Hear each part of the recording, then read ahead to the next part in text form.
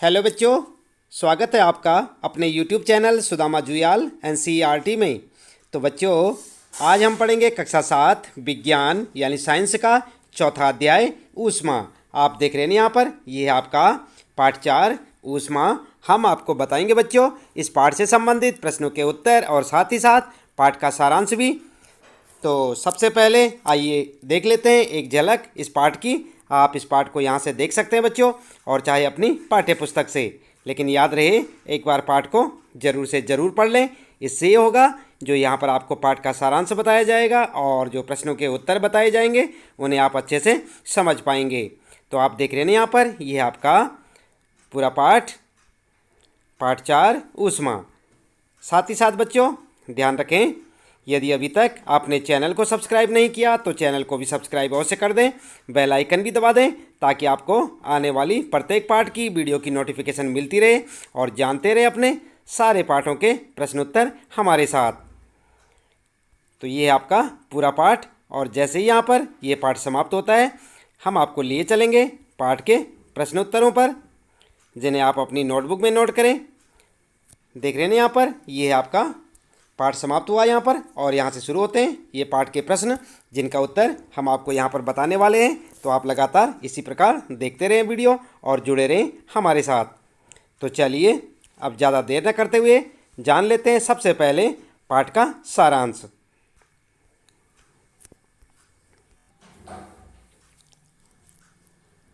तो बच्चों, आपको एक बार फिर से याद दिला दें, आज हम पढ़ रहे हैं कक्षा 7 विज्ञान का चौथा अध्याय ऊष्मा यानी हीट, और हम आपको बता रहे हैं इस पाठ के प्रश्नोत्तर, साथ ही साथ पाठ का सारांश।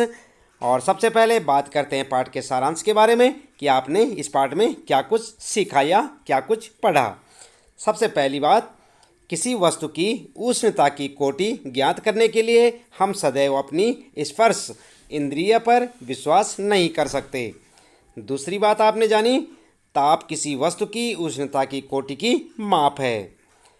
अगला पॉइंट आपके लिए, तापमापी वह युक्ति है जिससे ताप मापा जाता है।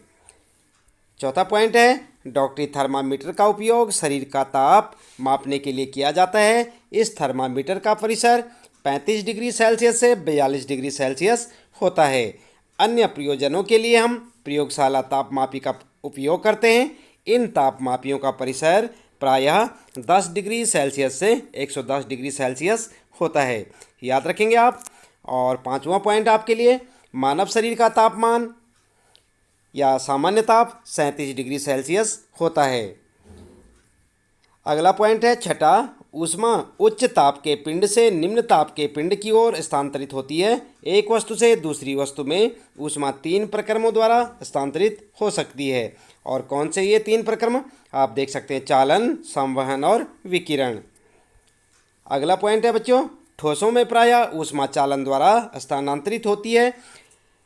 द्रव और गैसों में ऊष्मा संवहन द्वारा स्थानांतरित होती है। विकिरण द्वारा ऊष्मा के हस्तांतरण के लिए किसी माध्यम की आवश्यकता नहीं होती है। अगला पॉइंट है, जो पदार्थ अपने से होकर ऊष्मा को आसानी से प्रभावित होने देते हैं उन्हें ऊष्मा चालक कहते हैं, याद रखेंगे।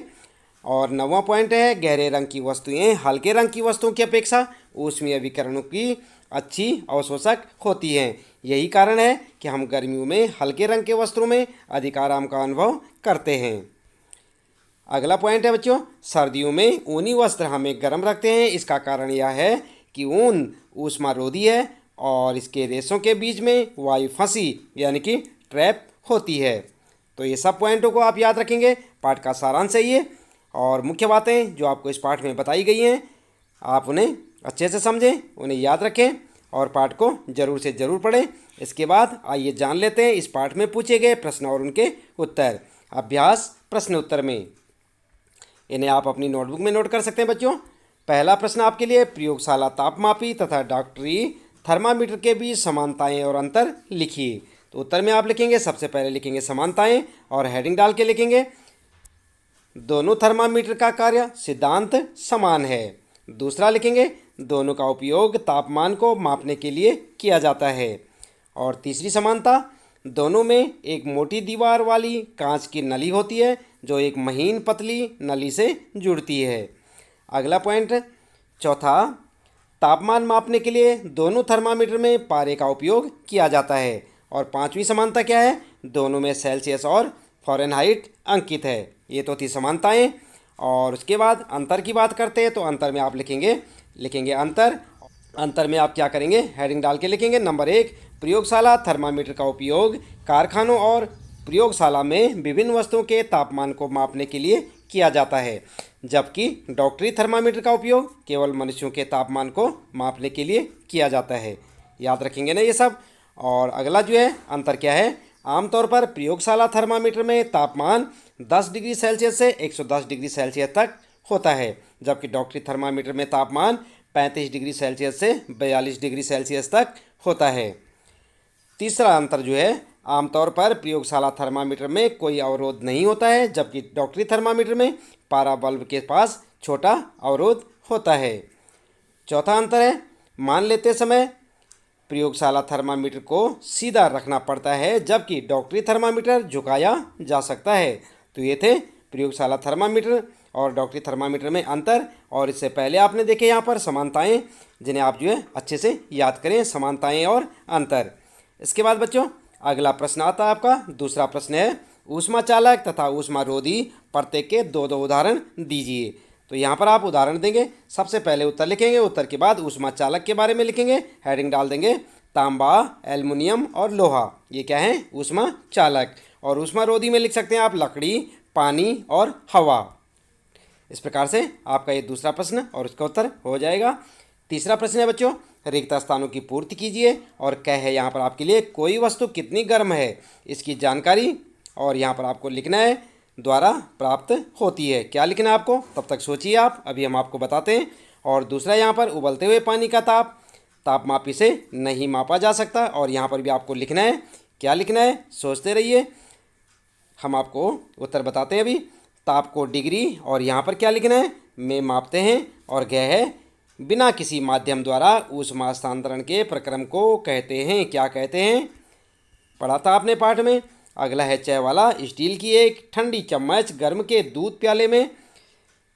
दूध के प्याले में रखी गई है, यह आपने दूसरे सिरे तक ऊष्मा का हस्तांतरण, और यहाँ पर क्या लिखना है, प्रक्रम द्वारा करेगी। और अगला है आपके लिए, हल्के रंग के वस्त्रों की अपेक्षा, यहाँ पर खाली स्थान है, रंग के वस्त्र ऊष्मा का अधिक अवशोषण करते हैं। तो इन जो खाली स्थान है बच्चों, यहाँ पर आपको कुछ ना कुछ लिखना होगा।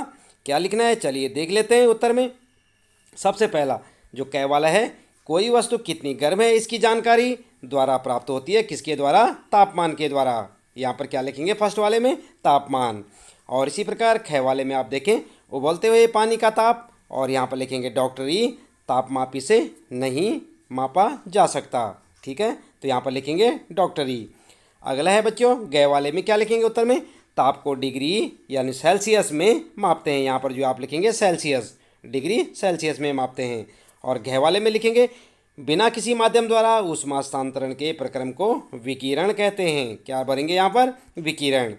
और च वाले में लिखेंगे आप इस प्रकार से, स्टील की एक ठंडी चम्मच गर्म दूध के प्याले में रखी गई है, या आपने दूसरे सिरे तक ऊष्मा का हस्तांतरण संवहन, यहाँ पर क्या लिखेंगे, संवहन प्रक्रम द्वारा करेगी। और अगला है छ वाले में लिखेंगे आप हल्के रंग के वस्त्रों की अपेक्षा, यहाँ पर भरेंगे आप गहरे।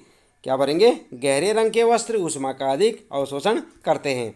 तो इस प्रकार से आपके उत्तर हो जाएंगे। तीसरा प्रश्न है आपका, आपने देखा होगा यहाँ पर, ये तीसरा प्रश्न था, रिक्त स्थान थे यहाँ पर, और रिक्त स्थानों की जगह यहाँ पर हमने आपको उत्तर में बता रखा है, ये हेडिंग लगा रखी है, ये सारे आपके जो है रिक्त स्थानों में आप इन्हें भर सकते हैं। अगला है बच्चों चौथा प्रश्न है, कॉलम ए में दिए गए कथनों का कॉलम बी में दिए गए शब्दों से मिलान कीजिए। तो यहाँ पर आप देख सकते हैं, कॉलम ए ये है आपका और कॉलम बी है यहाँ पर, और इनका जो है इनका मिलान करना है आपने, इस साइड के जो लिखे हुए हैं इन शब्दों के साथ मिलान करना है। तो किस प्रकार से करना है आप उत्तर में से देख सकते हैं, कॉलम ये है और कॉलम बी ये आपका उत्तर है। और उत्तर में यहाँ पर जो कै वाला है, थल समीर के बहने का समय, तो यहाँ पर आप लिख देंगे रात। ठीक है, समुद्र समीर के बहने का समय, तो यहाँ पर आप लिख देंगे दिन। और गहरे रंग के कपड़े पसंद करने का समय सर्दियाँ, और हल्के रंग के कपड़े पसंद करने का समय क्या लिखेंगे, गर्मियाँ। तो इस प्रकार से आपका उत्तर हो जाएगा। इस प्रकार से आप मिलान करें कॉलम ए और बी का, आप देख रहे हैं यहाँ पर। इसके बाद पांचवा प्रश्न आता है आपका, और इसमें पूछा है सर्दियों में एक मोटा वस्त्र पहनने की तुलना में उसी मोटाई का कई परतों का बना वस्त्र अधिक उष्णता क्यों प्रदान करता है, व्याख्या कीजिए।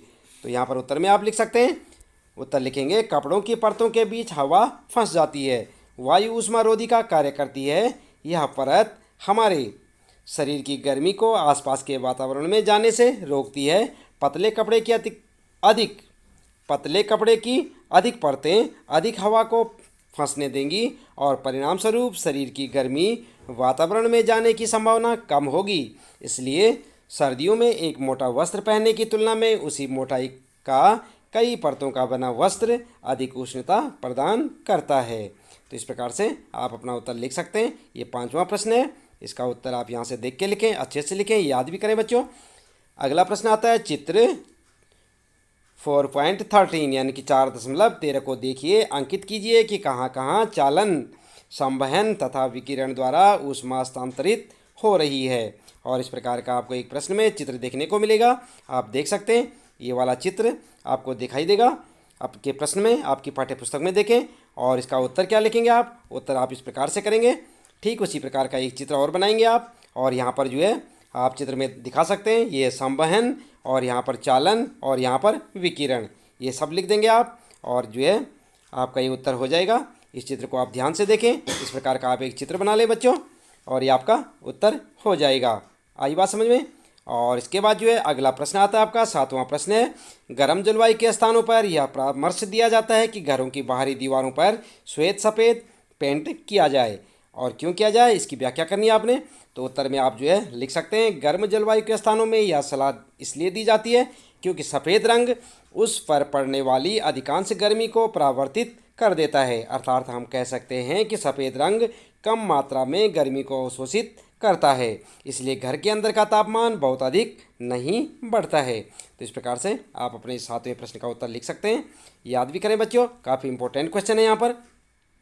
आठवां प्रश्न आपके लिए है, ये प्रश्न आठवां, 30 डिग्री सेल्सियस के 1 लीटर जल को 50 डिग्री सेल्सियस के 1 लीटर जल के साथ मिलाया गया मिश्रण का ताप क्या होगा। क है यहाँ पर आपके लिए 80 डिग्री सेल्सियस, ख है 50 डिग्री सेल्सियस से अधिक लेकिन 80 से कम, और यहाँ पर है ग वाला ऑप्शन है 20 डिग्री सेल्सियस, और घ है 30 डिग्री सेल्सियस तथा 50 डिग्री सेल्सियस के बीच। तो इनमें से चार ऑप्शनों में से 1, 2, 3 और 4 में से आपको एक सही ऑप्शन चुनना है यहाँ पर। तो ये आठवां प्रश्न है, उत्तर में आप लिख सकते हैं घ वाला ऑप्शन आपका सही होगा, और यहाँ पर जो है 30 डिग्री सेल्सियस तथा 50 डिग्री सेल्सियस के बीच, यानी कि ये घ वाला ऑप्शन आपका सही होगा, यही आपका उत्तर होगा। और इसके बाद जो है नौवां प्रश्न है बच्चों, 40 डिग्री सेल्सियस ताप की लोहे की किसी गोली को कटोरी में भरे 40 डिग्री सेल्सियस ताप के जल में डुबोया गया, इस प्रक्रिया में ऊष्मा, और इसके बाद आपको लिखना है ऊष्मा का, यहाँ पर जो है चार ऑप्शन है, क है लोहे की गोली से जल की ओर स्थानांतरित होगी, और ख है न तो लोहे की गोली से जल की ओर और न ही जल से लोहे की गोली की ओर स्थानांतरित होगी। तो ऊष्मा जो है किधर स्थानांतरित होगी, उत्तर लिखना आपको इन चारों में से। ग वाला है जल से लोहे की गोली की ओर स्थानांतरित होगी, और घ है दोनों के ताप में वृद्धि कर देगी। तो यहाँ पर जो है ये चार ऑप्शन है, ऊष्मा किधर जो है स्थानांतरित होगी, उत्तर लिखेंगे आप ख वाला ऑप्शन आपका सही होगा, न तो लोहे की गोली से जल की ओर और न ही जल से लोहे की गोली की ओर स्थानांतरित होगी। ठीक है, तो इस प्रकार से आपका ऑप्शन कौन सा, ये ख वाला सही होगा। ठीक है बच्चों, तो इस प्रकार से आप इसे लिखें। और अगला है 10वां प्रश्न है आपके लिए, यहाँ पर भी ऑप्शन मिलेंगे आपको। लकड़ी की एक चम्मच को आइसक्रीम के प्याले में डुबोया गया है, इसका दूसरा सिरा, और यहाँ पर आपको लिखना है इन चारों में से एक लिखना है। चालन के कारण ठंडा हो जाएगा, संवहन के कारण ठंडा हो जाएगा, विकिरण के कारण ठंडा हो जाएगा, या ठंडा नहीं होगा। तो आपका उत्तर होगा ठंडा नहीं होगा, यानी कि घ वाला ऑप्शन सही होगा। इस प्रकार से आप उत्तर लिखेंगे। और 11वां प्रश्न है, स्टेनलेस इस्पात की कढ़ाई में प्रायः कॉपर यानी कि तांबे की तली लगाई जाती है, इसका कारण हो सकता है, और क्या हो सकता है बच्चों। चार ऑप्शन है यहाँ पर आपके लिए। क वाला है तांबे की तली कढ़ाई को अधिक टिकाऊ बना देती है, या ख वाला है ऐसी कढ़ाई देखने में सुंदर लगती है। ग है स्टेनलेस इस्पात की अपेक्षा तांबा ऊष्मा का अच्छा चालक है, और घ वाला ऑप्शन है स्टेनलेस इस्पात की अपेक्षा तांबे को साफ करना आसान है, तो आपको इन चारों में से एक ऑप्शन देखना है कौन सा सही होगा। उत्तर में लिखेंगे आप ग वाला ऑप्शन सही है। स्टेनलेस इस्पात की अपेक्षा तांबा ऊष्मा का अच्छा चालक है। ठीक है, तो ग वाला ये जो है आपका ऑप्शन जो है सही होगा। इस पर आप सही का चिन्ह लगा दें और इसे अपनी नोटबुक में नोट कर लें। इसके बाद बच्चों, इसके साथ ही यहाँ पर इस पाठ से संबंधित प्रश्नों के उत्तर समाप्त होते हैं। उम्मीद है कि आपको अच्छे से समझ आए होंगे। आप इन्हें अपनी नोटबुक में नोट करें, अच्छे से याद करें, अपनी परीक्षा की अच्छी सी तैयारियाँ करें।